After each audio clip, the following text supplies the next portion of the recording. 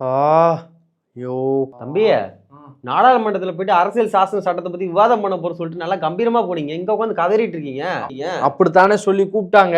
நாடாளுமன்றத்துக்கு வாங்க, இன்னைக்கு விவாதம் இருக்கு, நம்ம இன்னைக்கு விபரீதம் பண்ணிடலாம், எதிர்கட்சியை கதற விட போறோம், நாடாளுமன்றத்தை பதற விட போறோம், ரெண்டாக்குறோம் அப்படின்னு சொல்லி ஒருத்தர் கூப்பிட்டாரு. கடைசியில உங்க மண்டை ரெண்டாயிடுச்சு. நானும் அப்படித்தான் நினைச்சு போனேன். அப்புறம் நீங்க சொன்ன கதை தான் ஆயிப்போச்சு. சரி, அப்புறம் என்ன பண்ண போறீங்க? அப்புறம் என்ன செய்ய, யாராவது என்ன விவாதம் வந்து கூப்பிட்டாங்கன்னா நானே ஜி மாதிரி லீவ் போட்டு ஊர் சுத்தி பார்க்க போறேன். அப்ப நீங்க ஊர் சுத்தி பார்க்க போயிட்டு இங்க நாடாளுமன்றத்தை யார் தம்பி பாக்குறது? இப்படிதான் நாடாளுமன்றத்துல ஒருத்தரை மண்டையை உடைச்சு சம்பவம் வந்து வேற மாதிரி பண்ணிருக்காங்க. அங்க என்ன நடந்துச்சு அப்படின்றதுதான் இந்த சொல்ல நம்ம பார்க்க போறோம்.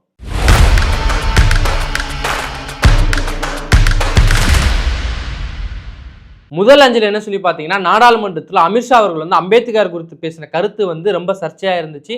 எதிர்கட்சிகளாக இருக்கட்டும், சீமான் அவர்கள், ஸ்டாலின் அவர்கள், விஜய் அவர்கள் எல்லாம் வந்து விமர்சனம் பண்ணியிருந்தாங்க. அப்படி இருக்கும்போது 2 தினங்களாக வந்து நாடாளுமன்றத்தில் அமளி தும்ளிலாம் போயிட்டு இருக்கும்போது அதிகபட்சமாக உச்சபட்சமாக அன்றைக்கி வந்து ஆளுங்கட்சியோட ஒரு எம்பியோட மண்டை வந்து உடைக்கப்பட்டிருக்கு. ஏன்னு பார்த்தீங்கன்னா, ஏற்கனவே அமித்ஷா அவர்கள் வந்து ஆவுனா அம்பேத்கர் சொல்றீங்க, இது இப்பெல்லாம் ஒரு ஃபேஷனாக போயிடுச்சு, எதுக்கு இந்த மாதிரிலாம் பேசிட்டு இருக்கீங்க அப்படின்ற மாதிரி அம்பேத்கர் வந்து அவமதிச்சிருந்தாங்க. இதற்காக தமிழ்நாடு உட்பட இந்தியா முழுக்க வந்து மிகப்பெரிய வந்து எதிர்ப்பு தெரிவிச்சிருந்தாங்க. கிட்டத்தட்ட எதிர்கட்சி தலைவரான ராகுல் காந்தி அவர்கள், பிரியங்கா காந்தி அவர்கள், டிஆர் பாலு அவர்கள் எல்லாருமே வந்து எதிர்ப்பு தெரிவித்து அம்பேத்கருடைய புகைப்படத்தை ஏந்தி நாடாளுமன்றத்திலேயே அவங்க வளாகத்திலேயே அவங்க போராட்டத்தை பண்ணி நம்ம பார்க்க முடிஞ்சுதுங்க. அதன் பின்னாடி என்ன இருக்கு பார்த்தீங்கன்னா, ராகுல் காந்தி அவர்கள் நாடாளுமன்றத்துக்குள்ள போகும்போது எதிர்கட்சி, அதாவது பாஜகவுடைய ஒரு எம்பி என்ன பண்ணிருக்காரு, தடுத்து நிப்பாட்டிருக்காரு. அவங்க வந்தாங்கன்னா அமளியில் ஈடுபடுவாங்க அப்படின்னு காரணத்தினால அப்படி நிப்பாட்டப்படும் போது அவங்க என்ன பண்ணிருக்காங்கன்னா, மல்லிகா கார்ஜுன் அவர்கள் தள்ளி விட்டு தான் சொல்லப்படுது. ராகுல் காந்தி வந்து நான் தள்ளலன்னு சொல்றாங்க. ஆனா உண்மையிலே யார் தள்ளன்னு சொல்லிட்டு இது வரைக்கும் தெரியலங்க. சிசிடிவி ஃபுட்டேஜ் வெளியே தான் தெரியும். இவங்க தரப்புல நாங்க தள்ளன்னு சொல்றாங்க, அவங்க தரப்பு தள்ளி விடன்னு சொல்றாங்க. ஆனா என்ன ஆயிரும் பாத்தீங்கன்னா, பிரதாப் சாரங்கி அப்படின்ற ஒரு மண்டை வந்து உடஞ்சிருக்குங்க. அவர் வந்து பாஜக ஒரு எம்பிங்க. ஆமா, பாஜகவோட எம்பி அவர்களுடைய மண்டை இப்படி ஒரு பக்கம் உடஞ்சிருக்கும் போது, இப்படி அமளி தும்மையெல்லாம் போயிட்டு இருக்கும்போது ராகுல் காந்தி அவர்களும் என்ன தாக்க முற்பட்டாங்க, பாஜக எம்பிஸ்லாம் வந்து என்னை தாக்க முற்பட்டாங்கன்னு சொல்லி அவர் வந்து போய் கம்ப்ளைண்ட் பண்ணியிருக்காரு. அமித்ஷா அவர்கள் வந்து எனக்கு வந்து தாக்க முற்பட்டிருக்காங்கன்னு சொல்லி அவர் ஒரு பக்கம் கம்ப்ளைண்ட் பண்ணியிருக்காரு. மல்லிகார்ஜுன கார்கே வந்து பாஜக எம்பிலாம் என்னை வந்து கொலை பண்ணே வந்துட்டாங்க, என்னை தாக்க வந்துட்டாங்க, தள்ளி விட்டாங்கன்னு சொல்லி அவர் ஒரு பக்கம் போய் கம்ப்ளைண்ட் பண்ணியிருக்காரு. இப்படி 3 பேரும் கிளாஸ் டீச்சர்கிட்ட போய் கம்ப்ளைண்ட் பண்ற மாதிரி கம்ப்ளைண்ட் பண்ணியிருக்காங்க. இதுக்கெல்லாம் விதை யாரு போட்டா, நம்ம ஜி தான் போட்டிருக்காரு. அன்னைக்கு அண்ணன் சொன்ன மாதிரி அம்பேத்கர்னு சொன்னா உங்களுக்கு என்ன கிடைக்க போகுது, பகவான் கே நாம சொல்லுங்க, உங்களுக்கு வந்து சொர்க்கம் கிடைக்கும், செத்ததுக்கு அப்புறம் சொர்க்கம் கிடைக்கும்னு சொல்லியிருந்தாரு. அதற்கு பல விமர்சனங்கள்லாம் வந்துச்சு. சாகும்போது, அதாவது உயிரோட இருக்கும் போதே கவனிக்காதவங்க சாமி செத்ததுக்கு அப்புறம் என்ன செய்ய போகுதுன்னு சொல்லி இங்க இருந்து சீமான் அவர்கள் கேட்டிருந்தாரு. அதுக்கப்புறம் வந்து பாவம் புண்ணிய கணக்குகள்லாம் வந்து தப்பு செய்யறவங்க தான் பார்க்கணும், நீங்க ஏன் பாக்குறீங்கன்னு சொல்லி நம்மளுடைய முதல்வர் அவர்கள் கேட்டிருந்தாரு. இப்படி வந்து போயிட்டு இருக்கும்போது உச்சபட்சமா வந்து ஒரு பாஜக எம்பியோட மண்டை உடைக்கப்பட்டிருக்கு இந்திய நாடாளுமன்றத்துல. இது வந்து எப்படி எடுத்துக்கிறதுனே தெரியல. அடுத்த அஞ்சலன்னு பாத்தீங்கன்னா, ஒரு மெயின் ஸ்ட்ரீம் மீடியா ஒரு விவாதம் ஒன்று போயிருக்கு நேற்றைய தினம். அந்த விவாதத்துல பாத்தீங்கன்னா, பாஜகவை சேர்ந்த நாகராஜ் அவர்கள் வந்து ஒரு கருத்தை முன்வைக்கிறாரு. அதாவது பெரியார் வந்து கடந்த காலத்துல வந்து இப்படிலாம் வந்து பெரியார் வந்து பேசியிருக்காங்க அப்படின்னு சொல்றாங்க. அதற்கு வந்து என்ன பண்றாருன்னா, பெரியார் வந்து பேசுறேன்னு சொல்லும் போதே அதை வந்து இடைமறிச்சிருக்காரு. திமுக சேர்ந்த ஒரு பேச்சாளர் ஒருத்தர். ஏற்கனவே இந்த மாதிரி இடுமோன கார்த்தி அவர்கள் வந்து நாம் தமிழ் கட்சி மூலமா அவங்களுக்கு நிறைய நடக்கிறத பார்த்திருக்கோம். ஆனா இப்போ வந்து பாஜக காரர்களுக்கு இது நடந்திருக்குங்க. திமுக காரங்க என்ன பண்றாங்கன்னா, இந்த மாதிரி கருத்துக்கள் வெளிவந்தாலே அதை தடுத்து நிறுத்த வேலையை செஞ்சுட்டு இருக்காங்க. ஆமா, நேற்றைய தினம் என்ன நடந்துச்சுன்னா, ஒரு விவாதத்துல வந்து நாகராஜன் அவர்கள் வந்து பேசிட்டு இருக்காரு. பேசிட்டு இருக்கும்போது வந்து பறச்சி புலச்சி எல்லாம் வந்து ஜாக்கெட் போட்டுட்டு அதனால தான் ரவிக்க விலை ஏறிடுச்சுன்னு சொல்லி பெரியார் சொல்லியிருக்காரு அப்படின்னு சொல்லி இவர் பேசினாரு. அதெல்லாம் சொல்லலைங்க, அது சொல்லவே சொல்ல, நீங்களா ஏதாவது சொல்லாதீங்க, நீங்களா வந்து கார்ட்டூன் போடாதீங்க அப்படின்னு சொல்லி திமுக காரர் ஒருத்தர் வந்து பேசினாரு. அதுக்கப்புறம் நம்ம அக்கா ஒருத்தவங்க தீக்கா சேர்ந்த ஒரு அக்கா வந்து நீங்க அவருக்கு வந்து வாட்ஸ்அப் யூனிவர்சிட்டி வச்சு அவர் பேசுறான்னு சொல்லியிருந்தாங்க. இல்லை என்கிட்ட ஆதாரம் இருக்குங்க, என்கிட்ட ஆதாரம் இருக்கு அப்படின்னு சொல்லி அவர் வந்து இப்படி எடுத்தே காமிச்சாரு. இருந்தாலும் இதெல்லாம் ஃபேக்ட் செக் பண்றதுக்கு நம்மள்ட்ட நேரம் கிடையாதுங்க, நீங்க வந்து அனுப்பி வைங்க, நான் வந்து ஃபேக்ட் செக் பண்றேன்னு சொல்லி நெறியாளர் அவர்கள் வந்து சொன்னாரு. அப்புறம் வந்து திரும்ப வந்து அவர் அதை கருத்தை வைக்கும் போது என்ன சொல்றாங்க, நெறியாளர்கள் வந்து ஒரு வருஷத்துல வந்து 365 நாட்கள் இருக்கு, அந்த நாட்கள்ல வந்து எப்படி எந்த நாட்கள் வந்துச்சுன்னு எப்படி சொல்லுவீங்க? 1962 வந்துச்சு, 1962 ஜூன் மாசம் இந்த இத்தனாம் தேதி வந்துச்சு, இல்ல ஜனவரி மாசம் எத்தனாம் தேதி வந்துச்சு, தேதியை சொல்லுங்க, அப்பதானே நாங்க ஃபேக்ட் செக் பண்ண முடியும் அப்படின்னு சொல்லி நாகராஜன் அவர்கள்ட்ட வந்து சொல்லியிருந்தாரு. அதோட அந்த விவாதம் முடிஞ்சு. இதை வந்து நம்ம கடந்து போயிருக்கலாம். ஏன் இதை எடுத்து வந்து நம்ம பேசுறோம்னு கேட்டீங்கன்னா, ஏன்னா கடந்த மாதங்களே வந்து முன்னாடியே சொன்ன மாதிரி நம்மளுடைய அண்ணன் இடுமோனம் கார்த்தி அவர்களுக்கும் பல விவாதங்கள் வந்து இப்படிதான் நடந்துச்சு. அவர் வந்து ஒரு ஆதாரத்தை வைக்கும்போது இல்லைங்க இப்படி நடக்கல, நீங்க வந்து பொய் சொல்றீங்க, எங்களை ஃபேக்ட் செக் பண்ண நேரம் இல்லைன்னு சொல்லி சொல்றாங்க. ஒரு விஷயத்தை வந்து உண்மைத்தன்மையா வந்து தமிழ்நாடு மக்களுக்கு எடுத்து செல்றதுல ஊடகங்கள் வந்து ரொம்ப கவனமா இருக்கு. எப்படி கவனமா இருக்குன்னா, நடந்த உண்மையான சம்பவத்தை எடுத்துட்டு போக மாட்டேங்காங்க. ஏன்னா ஆளும் கட்சிக்கு வந்து ஆபத்தாகி போகும்ல, அப்படிலாம் எடுத்துட்டு போனா. நேற்றைய தினம் அவர் என்ன சொன்னார்னா, இந்த மாதிரி பறச்சி இவங்கலாம் வந்து ஜாக்கெட் போட்டால் விலை ஏறி போச்சு அப்படிங்கிற ஒரு கருத்தை சொன்னார். இது பெரியார் சொன்னாரா சொல்லலையான்னு தெரியல.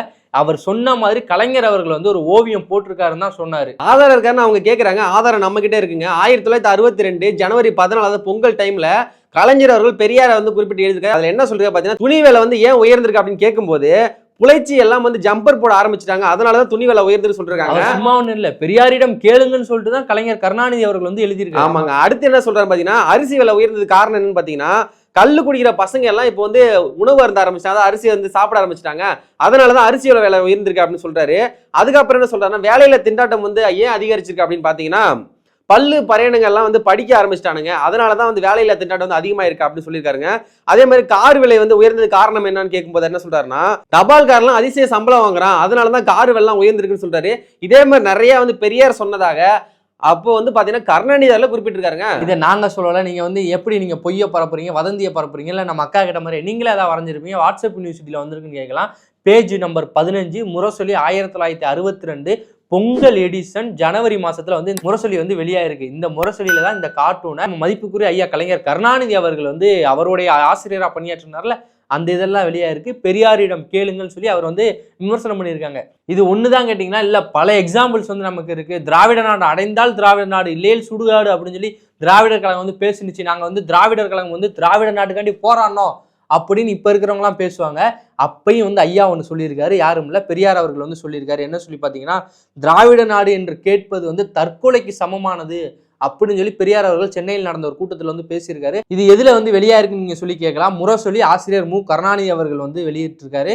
இதழ் வந்து இருக்கு, நம்ம பின்னாடி போடுறோம். அதுல வந்து ஐயா பெரியார் அவர்கள் வந்து ஒரு தூக்கு கயிற்றை பிடிச்சிட்டு தொங்குற மாதிரி வந்து வரைஞ்சிருக்காங்க.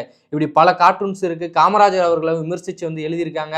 இவ்வளவு விஷயங்களை வந்து கருணாநிதி அவர்கள் செஞ்சிருக்காங்க. இதே மாதிரி பெரியார் நிறைய முன்னுக்கு பின் முரணான விஷயம் நிறைய பேசியிருக்காங்க. ஆனா அது எல்லாத்தையும் மறைத்து இன்னைக்கு இருக்கக்கூடிய திமுக இருக்கட்டும், திக அவர் என்ன பண்றாங்கன்னா, பெரியார் முழுக்க முழுக்க அந்த மண்ணுக்காக தான் போராடினார் அப்படின்னு மிகப்பெரிய போராளி மாதிரி அவர் சித்தரிக்கிறாங்க. அவர் வந்து தமிழ் வந்து ஒரு காட்டு மிராண்டி மொழி அப்படின்னு பேசியிருக்காரு. அதே தமிழ் வந்து ஆதரிச்சு பேசியிருக்காரு. ஹிந்தியை வந்து முதல்ல எதிர்த்து போராட்டம் பண்ணியிருக்காரு. அதன் பின்னாடி ஹிந்தியை ஆதரித்து போராட்டம் பண்ணியிருக்காரு. வெள்ளக்காரன் வெளில போயிட்டா விஞ்ஞானம் வெளில போயிருந்து சொல்லியிருக்காரு. எப்போ வந்து 2ஆம் தரமா திருமணம் பண்ணாரோ அப்பயே வந்து அண்ணாவே அவரை விட்டு வெளில போற அளவுக்கு இதே மாதிரி நிறைய முன்னுக்கு பின் முரணான விஷயம் பண்ணியிருக்காங்க. ஆனா இப்போ உள்ள தலைமுறை பிள்ளைகளுக்கு அதை எல்லாமே மறைத்து பெரியார் வந்து ஒரு தியாகி மாதிரி வேலையை செஞ்சுட்டு இருக்காங்க. ஆமா, கூடுதலா இதுல ஒரு விஷயம் என்ன சொல்லி பாத்தீங்கன்னா, இப்பெல்லாம் வந்து நாம் தமிழ்ச்சிக்காரங்க வந்து பெரியார் கண்ணு முன்னு தெரியாம விமர்சிக்கிறாங்க, எதுக்கு எடுத்தாலும் விமர்சிக்கிறாங்க. பெரியாரை வந்து இவங்க வந்து டேமேஜ் பண்ணணும்னு ஒரு உள்நோக்கத்தோட வந்து ஒரு குரூர புத்தியோட சுத்துறாங்க அப்படின்னு சொல்லி நம்மளோட தோழர்கள்லாம் வந்து வருத்தப்படுவாங்க. இதுக்கெல்லாம் முன்னோடி யாரும் பாத்தீங்களா, உங்களுடைய ஐயா, நம்மளுடைய ஐயா கருணாநிதி அவர்கள் தான் இதுக்கெல்லாம் முன்னோடி. அடுத்த அஞ்சல் என்ன பாத்தீங்கன்னா, கள்ளக்குறிச்சியில என்ன பண்ணிட்டாங்கன்னா, கல்வராயன் மலை ஒரு மலை இருக்குங்க, அந்த மலையில கஞ்சா செடியை வந்து பயன்படுத்தினதாக 2 பேர் வந்து கைது செய்யப்பட்டிருக்காங்க. கிட்டத்தட்ட கஞ்சா செடி அங்க வளர்த்துருக்காங்க. கஞ்சா அப்படிங்கிறது ஒரு தடை செய்யப்பட்ட போதைப் பொருளா இருக்கு. இது வந்து தமிழ்நாட்டில் வந்து பல இடங்களில் இல்லீகலா வித்துட்டு இருக்காங்க. இப்படி வந்து விற்கிறவங்களாம் பிடிச்சிட்டு இருக்கும்போது புதுசாக வந்து விவசாயமே பண்ண ஆரம்பிச்சிட்டாங்க. கஞ்சா செடி வந்து வளர்த்துக்கிட்டு இருக்காங்க. இது ஒரு பக்கம் இருக்கட்டும், கஞ்சா செடி வளர்த்தவங்களா 2 பேரை வந்து கைது பண்ணியிருக்காங்க. இதோட ஒட்டிய ஒரு செய்தி என்ன பார்த்தீங்கன்னா, உயர்நீதிமன்றம் வந்து ஒரு கருத்து சொல்லியிருக்கு. என்ன பார்த்தீங்கன்னா, மதுவிலக்கு பிரிவு வந்து என்ன செஞ்சுக்கிட்டு இருக்கு, பல ஆண்டு காலம் வந்து கள்ளச்சாராயம் விற்பனை நடைபெற்று இருக்கு, அது வந்து உங்களுக்கு தெரியுதா, தடுக்காம மது விருப்பு பிரிவு என்ன செய்றீங்க அப்படின்னு சொல்லி உயர்நீதிமன்றம் வந்து கேட்டிருக்கு. அது மட்டும் இல்லாமல் கள்ளக்குறிச்சி விஷசாராய மரண வழக்கில் வந்து ஜனவரி 6 வந்து இறுதி விசாரணை நடக்கும்னு சொல்லியிருக்காங்க. ஏற்கனவே இந்த வழக்கை வந்து சிபிஐக்கு மாற்றுறதுக்கான ஒப்புதலும் நீதிமன்றம் வந்து கொடுத்துருக்கு. ஆமாங்க, ஏற்கனவே பார்த்தீங்கன்னா இப்போ மன்சூர் அலிகானுடைய மகன் வந்து கஞ்சா விற்பனையில் அவர் கைது செய்யப்பட்டிருந்தாருங்க. இதை தொடர்ந்து இன்னும் எண்ணற்ற விற்பனைகள் வந்து தமிழ்நாட்டில் நடந்துகிட்டு தான் இருக்குது. கிட்டத்தட்ட பள்ளி மாணவர்கள், கல்லூரி மாணவர்கள் நிறைய பேர் வந்து கஞ்சா பயன்படுத்தி தான் இருக்காங்க. தமிழ்நாடு வந்து போதைப் பொருளோட மாநிலமா ஆக்குற அளவுக்கு அந்த அளவுக்கு வந்து போதைப் பொருள் நடமாட்டம் அதிகமாயிட்டு இருக்குங்க. ஆனா இது எதையுமே வந்து தமிழ்நாடு அரசு கண்டுக்க மாட்டேங்குது. ஐயா மு.க. ஸ்டாலின் அவர்கள் கண்டுக்க மாட்டேங்கிறாங்க. பெரிதளவு இது குறித்து எந்த ஒரு நடவடிக்கை எடுக்க மாட்டேங்கிறாங்க. இது இப்படியே போனுச்சுன்னா உண்மையிலே தமிழ்நாடு எந்த அளவுக்கு போகும்னு தெரியலங்க. அடுத்த அஞ்சல் என்ன சொல்லி பார்த்தீங்கன்னா, எண்ணூர்ல வந்து நாளைக்கு, அதாவது 20ஆம் தேதி வந்து அனல்மின் நிலைய விரிவாக்க திட்டத்துக்கு வந்து மக்கள்கிட்ட வந்து கருத்து கேட்கிறாங்க. இதுல சீமான் அவர்கள் வந்து நாளைக்கு பங்கு பெறுறாரு. ஆமாங்க, ஏற்கனவே பார்த்தீங்கன்னா கடந்த ஆண்டு பேனாசெல்ல வைக்கிற ஒரு இதுல வந்து கிட்டத்தட்ட தமிழ்நாடு அரசை நடத்தின விழாவில் அண்ணன் சீமான் அவர்கள் போய் கலந்துட்டாங்க. கலந்துக்கிட்டது மட்டும் இல்லைங்க, நீ பேனாசெல்ல வை, ஒரு நாள் வந்து உடைக்கிறேன் இல்லையான்னு பாடுறான்னு அதே கூட்டத்தில் போயிட்டு கம்பீரமா பேசினாங்க. அதுக்கப்புறம் இப்போ வரைக்கும் அந்த பேனாசெல்ல என்னாச்சு தெரியல, வைக்கப்படவில்லை. கிட்டத்தட்ட 88 கோடி செலவு பண்ணி வைக்கப்பட்டதா இருந்தது. அண்ணன் அவர்கள் பேசின அந்த குரல்னால கண்டிப்பா வந்து செலவு வந்து வைக்காம போயிட்டாங்க. அதே மாதிரி இப்ப என்ன ஆயிரும் பார்த்தீங்கன்னா, எண்ணூர்ல அனல்மின் நிலையத்தோட வந்து விரிவாக செய்ய வேண்டிய வேலை நடந்துகிட்டே இருக்குதுங்க. ஏற்கனவே பார்த்தீங்கன்னா நிலக்கரி எடுத்து அதன் மூலியமா தான் மின்சாரம் வர வச்சு அதுல இருந்து நிறைய மின்சாரம் எடுத்து பயன்படுத்திட்டு இருக்காங்க. இது மூலமா நாடு வந்து அடுத்த கட்ட வளர்ச்சிக்கு போகாது, கண்டிப்பா வீழ்ச்சிக்கு தான் போகும். இது மூலியமா மின்சாரம் நம்ம எடுக்க வேண்டிய தேவை இல்லைன்னு சொல்லி நிறைய வந்து கண்டனங்கள் எதிர்த்துட்டு இருங்க. அப்படி இருக்கும்போது இப்போ இந்த மாதிரி பண்றது வந்து உண்மையிலேயே மிகப்பெரிய கண்டனத்துக்குரியது. ஏற்கனவே அண்ணன் அங்க சம்பவம் பண்ணாரு, அதே மாதிரி இங்கேயும் சம்பவம் பண்ணுவாரா அப்படின்ற மாதிரி நிறைய எதிர்பார்ப்பு இருக்குது. ஏன்னு பாத்தீங்கன்னா என்ன சொல்லிக்காருன்னா, இந்த இடத்துல நாம் தமிழர் கட்சியின் குரல் வந்து ஓங்கி ஒலிக்குன்னு சொல்லியிருக்காருங்க. ஆமா, அது மட்டும் இல்லாம இந்த திட்டத்தை வந்து நாம் தமிழர் கட்சி மட்டும் எதிர்க்கல, எண்ணூர் பகுதியில் இருக்கிற மக்கள் வந்து எதிர்க்கிறாங்க. அங்க வந்து இந்த விரிவாக்கம் கொண்டு வந்தா எங்களுடைய வாழ்வாதாரம் பாதிக்கப்படும் சொல்லியிருக்காங்க. நீர், நிலம், காற்று அனைத்து வந்து மாசுபடும் சொல்லியிருக்காங்க. இங்க இருக்கிறவங்க என்ன சொல்லுவாங்கன்னு தெரியுமா? மின்சாரம் அப்புறம் தயாரிக்கட்டு எப்படிங்க மின்சாரம் கிடைக்குன்னு சொல்லுவாங்க. இதுக்கு வந்து மாற்று மின்சக்தி வந்து பயன்படுத்தணும் அப்படிங்கிறதா பல அறிஞர்களோட கோட்பாடா இருக்குது. என்னன்னு சொல்லி பார்த்தீங்கன்னா, காற்றுல இருந்து மின்சாரம் எடுங்க, கடல் அலையில இருந்து மின்சாரம் விடுங்க அப்படின்னு சொல்லி பல திட்டங்களை வந்து வச்சிருக்காங்க. தமிழ்நாடு அரசு உடனடியாக அப்படிப்பட்ட அறிஞர்களோட பேசி இந்த மாதிரி விரிவாக்க திட்டத்தை வந்து ரொம்ப எக்ஸிக்யூட் பண்ணாம இருக்கிற அணுமின் நிலையங்களை பயன்படுத்திட்டு மாற்று மின்சக்தி நோக்கி நகர்ந்தா மட்டுமே அது வந்து நன்மை பயக்கும். அடுத்த அஞ்சல் பார்த்தீங்கன்னா, திருநெல்வேலி எழுச்சியும் வஉசியும் 1908 அப்படின்னு புத்தகம் வந்து இரா வெங்கடாசலபதி அவர்கள் வந்து வெளியிட்டிருக்காங்க. இந்த புத்தகத்தை பார்த்தீங்கன்னா சாகித்ய அகாடமி விருது வந்து கிடைச்சிருக்குங்க. ஆமா, 2024 சாகித்ய அகாடமி விருது வந்து இந்த புத்தகத்துக்கு வந்து கிடைச்சிருக்கு. இந்த புத்தகம் வந்து சென்றாண்டு வெளியானுச்சு. வெளியானதுல இருந்து பரபரப்பான விற்பனையில வந்து இருந்துகிட்டு இருந்துச்சு. அந்த நிலையில வந்து இந்த புத்தகத்துக்கு இந்த ஆண்டு விருது கிடைச்சிருக்கு. பல பேரோட பாராட்டுகள் இருக்கு. கூடுதல் செய்தி என்ன சொல்லி பார்த்தீங்கன்னா, கடந்த 15 ஆண்டுகளா வந்து தமிழ்ல இருக்கிற எந்த ஒரு ஆய்வு நூலுக்குமே சாகித்ய அகாடமி வந்து விருது வழங்கல. எல்லாமே இலக்கியம், கவிதை, புனைவு அப்படிங்கிற மாதிரி கொடுத்துக்கிட்டு இருந்தாங்க.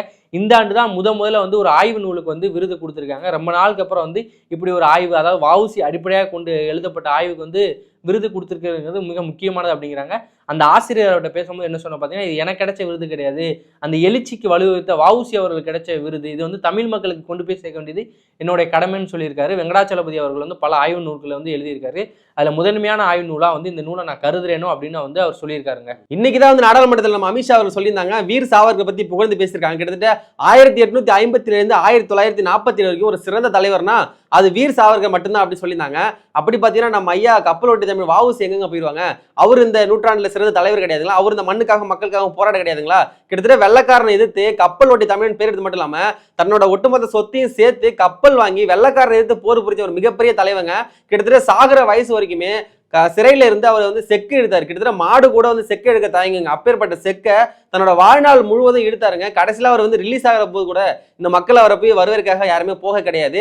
அப்பேற்பட்ட ஒரு மாவீரன் எல்லாம் மறந்துட்டு இவர் என்ன பண்றாருன்னா வீர் சாவர்கர் மட்டும்தான் எல்லாமே செஞ்சாரு அப்படின்ற மாதிரி ஓட்டத்தை வந்து இவர் அமித்ஷா அவர்கள் சித்தரிக்கிறாங்க. அடுத்த அஞ்சலி என்ன சொல்லி பார்த்தீங்கன்னா, பாஜக தலைவர் அண்ணாமலை அவர்கள் வந்து அதிமுக கூட சரி, தாவேகா கூட சரி, நாங்கள் கூட்டணி வைக்க போறது கிடையாது, நோ நெவர் அப்படின்னு சொல்லியிருக்காரு. இவர் சொல்லியிருக்காரு, அதிமுகவும் தாவேகாவும் பாஜக கூட்டணி விதம் லைன்ல இருக்க மாதிரியும் இவர் வந்து கூட்டணி வைக்க மாட்டேன்னு சொல்லியிருக்காருங்க. ஏற்கனவே தாவேகா வந்து பாஜக மத்தியில் ஆளக்கூடிய அரசு வந்து எதிர்த்து தான் பேசிட்டு இருக்காங்க. அதே மாதிரி அதிமுக சொல்றாங்க, இனிமே நாங்க பாஜக கூட ஒட்டும் கிடையாது, உறவும் கிடையாது, நாங்க 2026 கூட்டணி வைக்க மாட்டோம் சொல்லிட்டாங்க. அப்படி இருக்கும்போது பாஜக அண்ணாமலை அவர்கள் ஏற்கனவே வந்து கதவு திறந்திருக்குன்னு சொல்லிட்டு மோடி சொன்னாரு. ஆனா இவர் ஜன்னல் கூட திறந்திருக்கு கூட்டணிக்காக அப்படின்னு சொன்னவரு இப்போ தாவேக அதிமுக வந்து எங்களோட கூட்டணிக்கு வர வேணாம், நாங்க கூட்டணி வைக்க மாட்டோம்னு சொல்லியிருக்காங்க. ஆனா வந்து டிடிவி தினகரன் என்ன சொல்றாரு பாத்தீங்கன்னா, அதிமுக கட்சியை வந்து நீங்க காப்பாத்தீங்கன்னு நினைச்சீங்கன்னா நீங்க கட்டாயம் வந்து பாஜக கூட்டணி வச்சுதான் ஆகணும், அப்பதான் உங்களை கட்சியை காப்பாற்ற முடியும் சொல்லியிருக்காங்க. நீங்க கூட்டணி இருக்கீங்கன்ற காரணத்தினால இவங்களையும் கொண்டு போய் இழுத்து விடாதீங்க. இந்த அம்பேத்கர் விவகாரத்துல கூட ஜெயக்குமார் அவர்கள் வந்து சொல்லியிருந்தாரு, அம்பேத்கரை வந்து நீங்க பழிக்கிறது ரொம்ப வந்து படுகொலியில பாஜக தள்ளிருன்னு சொல்லியிருந்தாரு. இப்படி இருக்கும்போது இந்த ரெண்டு கட்சியில எப்படி கூட்டணி சேருவாங்களா, 2026 வந்து ஆட்சியை பிடிப்பாங்களா அப்படிங்கிறதெல்லாம் ஒன்றும் இல்லைங்க.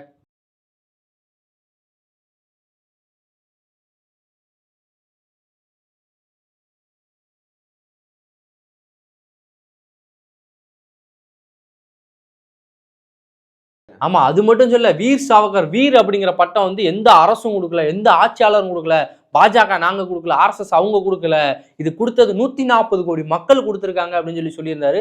1857 இருந்து 1947 வரைக்கும் அப்படிங்கிற எடுத்துக்கிட்ட காலகட்டத்தில் கூட இந்தியா விடுதலை அடையும் போது இந்தியாவில் இருந்த மக்கள் தொகை வந்து 80 கோடி தான். இவர் 140 கோடி மக்கள் வந்து இவங்க கொடுத்தாங்க பட்டம் அப்படிங்கிறாரு. அது என்னன்னு தெரியல. அது மட்டும் இல்லாமல் வீர் சாவர்கர் அவர்கள் வந்து ரொம்ப பெருமை இருக்குங்க, இரட்டை ஆயுள் தண்டனை வாங்கினது வந்து வீர் சாவர்கர் மட்டும்தான் அப்படின்னு சொல்லியிருக்காரு. ஆனால் அதே காலகட்டத்தில் வந்து இங்கே வந்து இரட்டை ஆயுள் தண்டனை பெற்றவர் 2 இருந்தாங்க. ஒன்று சுப்பிரமணிய சிவா அவர்கள் இருந்தார், அதுக்கப்புறம் வஉ சிதம்பரம் அவர் இருந்தார். அது மட்டும் இல்லாமல் இங்கே வாய்ப்பூட்டு சட்டம் வந்து வஉசி பேரில் வந்து போடப்பட்டிருந்தது, அங்கே பாலகங்காதர பேரில் வந்து வாய்ப்பூட்டு சட்டம் போடப்பட்டிருந்தது. இவ்வளவு வந்து கொடும் சிறையில் வந்து தமிழ்நாட்டில் இருக்க எத்தனையோ தலைவர்கள் வந்து அனுபவிச்சிருக்காங்க. ஆனால் அதெல்லாம் வந்து இவர் கண்ணு தெரியாது. வீர் சாவர்கர் தான் வந்து மிகப்பெரிய வீரர் அப்படின்னு சொல்லி பேசியிருக்காரு. இப்படி ஒரு வீடியோ பார்த்து நம்ம அப்படியே ஸ்க்ரோல் பண்ணும்போது இன்னொரு வீடியோ வந்துச்சு. வீர் சாவர்கர் தெரியுமா, ஆர்எஸ்எஸோட வரலாறு தெரியுமா, ஆர்எஸ்எஸோட சரித்திரம் தெரியுமா அப்படின்னு சொல்லி ஒருத்தர் வந்து கேரளா மீடியால வந்து உட்காந்து பேசுறாரு. ஆப்போசிட்ல இருந்த நெறியாளர் வந்து உங்களோட வரலாறு என்னன்னு எங்களுக்கு தெரியாதா, சூனக்குனதான ஆர்எஸ்எஸோட வரலாறு அப்படின்னு சொல்லி அவர் சொல்லியிருக்காரு. ஏற்கனவே அம்பேத்கர் பத்தி அமித்ஷா அவர்கள் பேசுனது மிகப்பெரிய அளவு சர்ச்சையா இருந்திருக்கு. கிட்டத்தட்ட விசிகாவினர், திமுகவினர், நாம் தமிழர் கட்சி, தாவேக நிறைய கட்சி விமர்சனம் பண்ணியிருக்காங்க. அதுவே இன்னும் சரி கட்ட முடியாம இருக்கும்போது இப்ப வீர் சாவர்கர் தான் இந்தியாவுடைய தலை சிறந்த தலைவர் அப்படின்னு சொன்னது இது உண்மையிலே மிகப்பெரிய சர்ச்சையா இருக்குங்க. ஏதாச்சும் பேச தெரிஞ்சுதான் பேசுறீங்களா இல்ல என்னன்னு தெரியலங்க ஐயா. சாட்டை எடுத்து நாட்டை திருத்து